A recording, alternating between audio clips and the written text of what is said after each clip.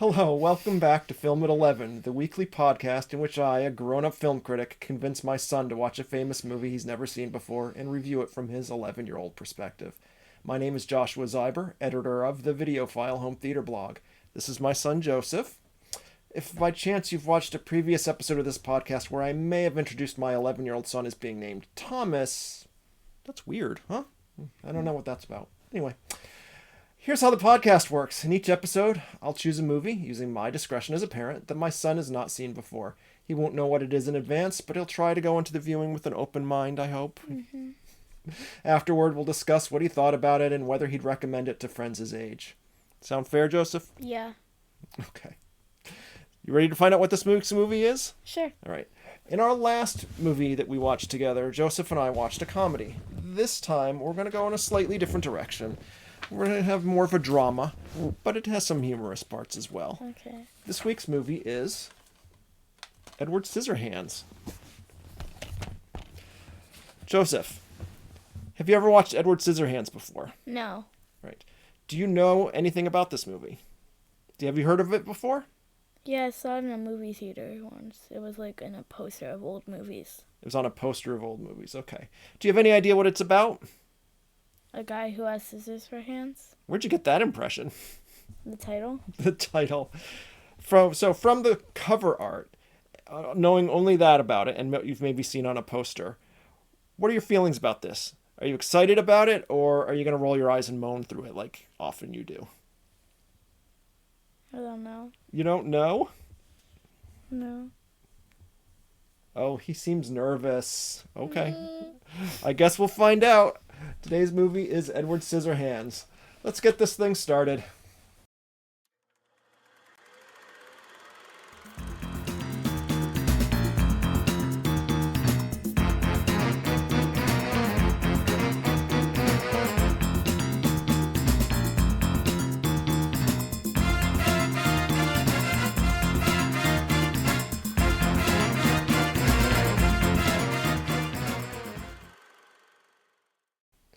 Welcome back. We have just finished watching Edward Scissorhands, and this was Joseph's first time watching the movie. And I asked him before we started watching to write down at least 3 observations of things either he liked or didn't like, or just things that he thought were interesting. And I want you to start off with going over those things, Joseph. Yes. So I saw you took some notes. All right. So, first off, before you do that, let me just ask, what overall was your feeling about the movie? Did you like the movie? Did you not like the movie? I liked the movie, but I thought maybe I would have appreciated it a little more when I was older. Okay, that's a fair thing to say. I will point out for our audience that this is a PG-13 rated movie. It's not the first PG-13 rated movie Joseph has seen. He's seen plenty of them, and I don't think there's anything too inappropriate in it for kids. But I do that get one what scene in the back of the salon. Well, yes, there's one scene. It's not too inappropriate, but yeah, I know what you're talking about. But I think I totally get what you're saying, where you think you might appreciate this more as you get older. And in fact, I'm going to say that I saw this movie first time a long time ago, a very long time ago, probably closer to when it came out, which was in 1993, I believe, if I'm not mistaken. And I liked it, but I didn't love it. It was just sort of okay for me. But on the second watch, and I don't think I've watched it since then, it resonated with me a lot more than it did the first time. So I think that, yeah, you're right, that this is something you'll probably appreciate more as you get older. Mm-hmm. All right. That being said, what were the things you wanted to talk about, Joseph? So one thing that I noticed that Edward stood out a lot because the town was very colorful and bright, mm-hmm. and then Edward had kind of a black and white palette. Right, he's in that black leather outfit that looks very emo and goth. Yeah. And it didn't fit in at all with the town, which was very very cartoon-like almost. Mm-hmm. All the houses were very bright colors. Yeah. That's a good observation. And the cars. Even the cars were very vibrant colors. Okay. Another thing I noticed is that Edward didn't really have a good sense of reality. Like he would like believe anything anybody said. Yes, that's a good point. Because in the movie, because he'd grown up sheltered, and hadn't had really anyone around to guide him and to teach him about the world and people. He didn't really understand a lot of things that were going on, and he did take people's word for things. He was a little too trusting when he shouldn't have been. Yeah. Another thing I noticed is that in the beginning, still at the end, most of the neighbors didn't really appreciate him for being himself or creative. They just wanted him to cut like things. Their hair, their dog's hair, and yes. their bushes. Exactly. That's a great observation, Joseph. Because, and in fact, that's one of the notes that I wrote down as well. Is that that Edward? He started out as a thing they were afraid of. And then he became something that they all... Like a tool. A tool, exactly. That they all used and they thought was fun for a while. Yes. But then, once they got tired of that, they became afraid of him again. Yes. Yeah, exactly. They didn't... You're right. They didn't appreciate Edward for being a real person. He was just a thing that they could use for whatever reasons they wanted. Yeah. Some of it was for gardening. Some of it was for hair cutting.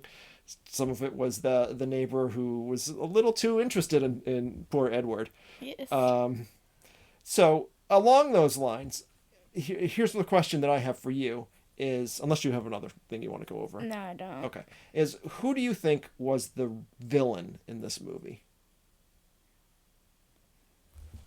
That's a good question. I didn't think about that. Because it's not. It is a movie that has... Wait, I think it was that guy who got drunk and then started. The boyfriend, yes. The old boyfriend. Yeah, Kim's boyfriend. Yeah. He is a villain. Do you think he's the main villain? I'm just asking. Because I think there's, in a lot of ways, there's more than one villain in this movie. Yes, it's not your typical like. I think all of the neighbors were kind of villainy. Exactly. Yeah, exactly. I think that because they were like spying and they lied a lot. Yeah, they gossiped about him behind his back. They talked about him. They lied about going to the Christmas party. Yep. Yeah. They lied. They said they were going to do things that they didn't do. Exactly, and they were all talking about him behind his back. Yeah. Yeah. I mean, I think there's an argument to be made that the whole community was a villain to Edward, and I think especially of them, Joyce, who was the woman who wanted him to open the hair salon. Yeah. That she was a little too interested in Edward for her own pleasure, and she really just threw him away as soon as he stopped being of use to her, or she felt that that the community was turning against him. She was the first one to throw him away. Yes. And to tell everyone that he was bad and to lie about what he had done. Well, he wasn't the first one, that spiritual girl, but she never really liked him. Oh yeah, well yeah, the very religious woman who never liked him. But but she was always kind of depicted as being like a loony who nobody else paid attention to until they started feeling bad about Edward, and then all of a sudden, oh, you were right the whole time, but she wasn't right. They've been fooled into it, and Joyce straight up lied about what Edward had done in the back of the salon there. And she was very mean to him. But like you said earlier, he trusted a lot of things. He trusted people to tell them to tell him the truth, and he was very confused about that when they lied, and it really hurt him. Yes? Yes. Okay. So along those lines, what would you feel was the overall tone or emotion that this movie made you feel? Well, I thought that maybe it was like reflecting on like misfits and how they're like treated. Yes. Okay. Great. Yeah, that's one of the big themes of the movie, certainly. Yes. I asked you to make note of who made this movie. Yes, I saw Tim Burton. Okay. And you've watched a few Tim Burton movies before. Do you want to tell people what those were? Do you remember? Beetlejuice, I think Wednesday. Yep, you've watched Beetlejuice and Wednesday, and Pee-wee's Big Adventure. Nightmare Before Christmas. And The Nightmare Before Christmas. He's made a lot more movies than that, but have you noticed any commonalities between some of these movies? And as far as, I mean, you said one just a second ago, which is that Edward is a misfit. Yes. Yes. So do you feel that about, for example, Pee-wee? He was a misfit in his community. or Same as like or like Wednesday, and then Jack Skeleton. Jack Skellington, yes, and the Yes. Night Before. Yeah, certainly. He like was obsessed with Christmas. Mm-hmm. Yeah. I don't know if I would. I don't know. Well, I mean, I guess you could call Beetlejuice a misfit, but he's a different kind of misfit. yeah, Because he's proud of it. He wants to be a weirdo. Yes. Whereas people like Jack Skellington and Edward here, they don't want to be outside. They don't want to be outsiders, but they feel like they're Yes. being pushed out from the rest of the society around Yeah. them. Yeah, that's a big theme that recurs throughout a lot of Tim Burton's work, and I think this is probably one of his purest statements of that. It's what I wrote down was that this was one of his statement pieces as a filmmaker. This was really something where he was putting that message out there, out front, where this is about people being ostracized from their community unfairly, and being treated poorly. Yes. Yes. Okay. What else what other tones or moods did you feel this movie had? Maybe like melancholy. Yeah, it was a very sad movie. Yeah. Yeah. So, but it had funny parts too at the same time. Like, 'cause he also made fun of the suburban community. With how goofy all the people's houses were, and how they got ridiculous haircuts from him, and thought it was great. But despite that satire, it did have overall a very, very sad tone. As an 11-year-old viewer, how did you feel about that? Was it too sad for you? Not really. Got to think about that. Yeah. Okay. Also, this was very much a fairy tale, yes? Did you get that, pick up on that? Yes, because like the story that the grandma was telling the kid. Mm-hmm. And you understood who the grandma Yes. was? That was Kim, Yes, the daughter I at did. the end.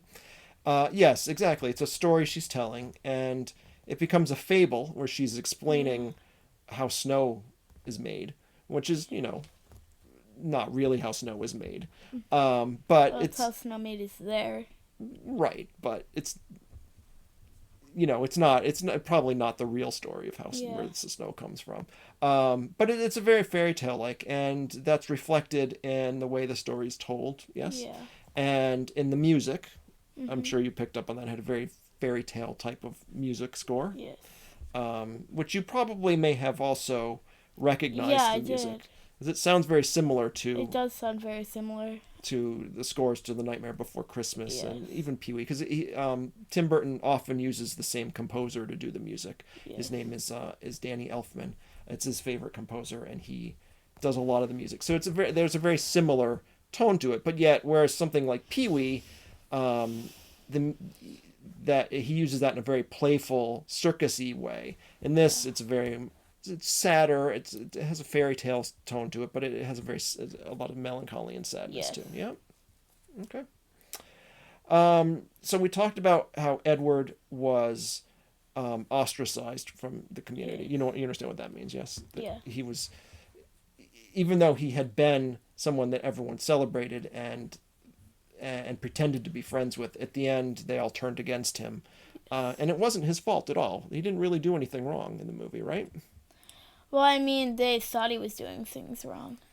Yeah, but I think if they had paid more attention, if they had actually cared about Edward, they would have noticed that he was being punished by Jim there, the boyfriend, and others who were setting him up for that. That he hadn't really done anything wrong. But instead, they were the first to jump to the conclusion that, oh God, this guy with scissors for hands is hurting people, when 5 minutes earlier they let him cut their hair. So that was something that I picked up on. Did you have any other notes that you wanted to talk about here? No. Not really. Okay. Yeah, I'll just put out there also that as part of that theme of being an outsider, it was Edward's the very thing that made Edward special was also what made people afraid of him. Yes. That he was different from them because he had the scissors for hands. That was not a, that was something that made him really extraordinary, and that he could do things that nobody else could do, and people celebrated him for that for a while. Yes. But then they turned against him, and it was that part of him that they feared. And obviously this isn't a realistic movie. There's no real people out there who have scissors for hands. Yeah. But I think that a lot of people, and as you get older, as you move into teenagerdom, you'll probably start to have some feelings about where you're feeling like you're not being appreciated for what you are, or people aren't telling you how they really feel about you. Yeah. That's a very common thing that happens as you grow up. Yeah. You look like you're a little sad that's probably going to happen to you eventually. Okay, so on our rating system here for the Film at 11 podcast, we rate movies as either a W or an L. And where would you put this movie on that scale? Well, I feel like right now, like, just watching it for the first time, it was kind of mid. Okay. But I feel like that, when I grow up to be, like, a teenager or something, like 15 maybe, I don't know. Yeah, I mean, that's about the time that this movie will probably start to really resonate for you. So, do you think you were too young to watch this movie? I don't think I was too young to watch it, but I think I was, like, too young to understand it. To understand it. Well, I gotta say, based on what you're talking about here, I think you understood it quite well. Yes. You had some really good observations there. Or, like, appreciate it. Yeah. But yeah, I think it will resonate with you a little more as you get older. Yeah. And you may even, some movies, your feelings for them change over time in one way or the other, and they can swing back and forth. Like, there can be movies that you like when you're young, and then you start to dislike a lot. Like Peppa Pig. Yes. But yeah, there can be things like, that's a kiddie stuff, like Peppa Pig, that you like when you're young and then start to dislike. But there can also be things... I still like Peppa Pig. There can be things that you like and then you don't like, and then later on maybe you like it again. Yeah. And then maybe later on that you don't like it anymore. I have movies like that where my feelings for them change a lot over time, and that could happen with you. I don't know whether this is going to be that movie or there'll be a different movie. Maybe something you have to discover for yourself. Yeah. Okay. All right. So you're a little mid on it, you said. But if you had to choose a W or an L, even if it's a weak W or a weak L, which one would it be? W. All right. So it's a borderline W right now. Yes. All right. Was there anything about the movie you didn't like? You just thought this wasn't done well?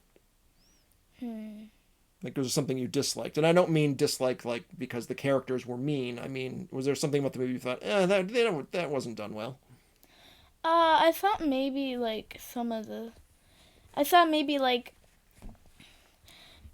the snow didn't look like realistic. Mm-hmm. All right. Yeah, it didn't. I think that was intentional. And I thought also how the part where the inventor just died on the spot was kind of weird. Yeah. Okay. I would argue that those things were intentional. That they're not meant to. This isn't a movie that's meant to be realistic. It's meant to have a very heightened sense of reality. But I get what you're saying. That there are parts of it that looked a little too fake. And when the scene where the inventor, you don't have the background in this, unfortunately, but he's a very famous actor called Vincent Price, who was known for making scary horror movies back in the day, like a long time ago. And this is one of his final movies, if not his final movie, I forget. And so a lot of people recognized him when they went into this movie. So seeing him there had its own feelings that it brought with him, and watching him die on camera. And he did pass away in real life not too long after this, I think. So, but I get what you're saying, where the actual staging of the death scene wasn't a realistic way that people don't just stand there and then suddenly drop on the floor. Yeah. But it's meant to convey an emotion. Yes? Yeah. Okay. But I understand what you're saying. So at this moment, for you, it's a W, but it's sort of borderline W. Yes. Yes. Okay, that's fair enough. All right. Anything else you want to close out with? No? You're out of thoughts now. Is everything on your notepad we talked about? Yeah. Okay. Well, that being the case, I think we'll wrap this up. If you like this content, please like, share, and subscribe. We really need your validation. Really, it helps us. Please. If you want us to do more of these, we need to be validated. You need to share this with everyone. Please. Yes, please. And like, share, and subscribe. And if you want a grown-up take on this or other movies, feel free to visit videofileblog.com. This has been Film at 11, and I think for this particular movie, the most appropriate way to end it is to say, cut.